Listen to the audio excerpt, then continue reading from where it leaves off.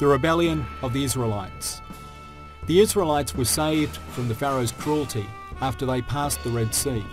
They advanced through the desert of Sinai in groups of 12 tribes. In those days, there were 3 big cities in Philistine: Araiah, Nablus and Jerusalem. The Israelites stopped near Araiah after a tiring and difficult journey. They had almost arrived at the Holy Land.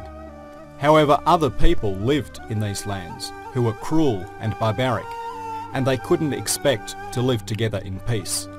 The Israelites had to go to war with these people and make them leave their country. This is why Allah had ordered the prophet Moses to fight for the land. When the prophet Moses received the order, he gathered his people together and informed them of the situation. He asked them to be ready to go to war. The Israelites, who had always been oppressed, were left surprised by this news. They still couldn't get rid of their worries from the past. They didn't have the strength and the courage in their minds to fight. They were actually very devoted to living. They loved living. However, they were afraid of dying. They preferred living in a bad condition rather than dying. The prophet Moses was ordering them to prepare to fight, and this was a very hard fact to accept for the Israelites. They objected to the prophet Moses and said, "What do you mean, Moses? As if taking us out of Egypt, where we were happy, wasn't enough. Now you want us to fight with the people of Philistine. No, we will not accept this idea. Take us back to Egypt. It is better to live under the Pharaoh's rule than fight and end up dying here." The prophet Moses tried to calm them down and ease their fear. He tried to give them courage and morale, but they were determined not to fight. They rebelled even more against the prophet Moses' insistence. "O Moses, we don't want to die knowingly. If you really want to, you can go with your Allah and fight the people together. We will not move a single step from here." The prophet Moses hadn't seen such ungrateful and rebellious people and became angry by these words.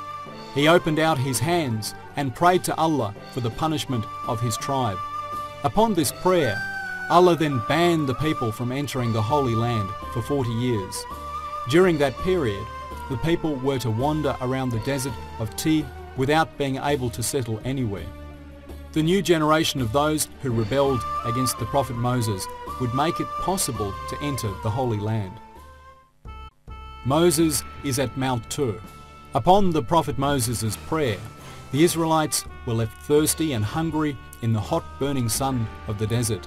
They eventually came to their senses and ran to the prophet Moses and told him that they would do anything he asked them to do. The prophet Moses then hit a big rock with his staff in order to find water. Miraculously, 12 fountains came spurting out of the rock. Each tribe was to have one fountain. Everyone then drank from the fountains with joy. Allah's offerings wouldn't stop there. A cloud was hovering above and shadowing the people to protect them from the heat of the sun. From time to time, Allah sent them halva and meat in order to ease their hunger. The Israelites were now very comfortable. One day the great Allah ordered the prophet Moses to climb Mount Tur with some tablets. He was to climb the mountain by himself. A book called the Torah would be written on the tablets with the revelations of Allah. Orders and prohibitions that the Israelites had to obey would be revealed and written. This task was to last for 40 days. The prophet Moses made the necessary preparations for the journey and reminded his brother, the prophet Aaron, before he left. "You stay here, protect our people until I return. Always show them the right way. Don't let them go astray."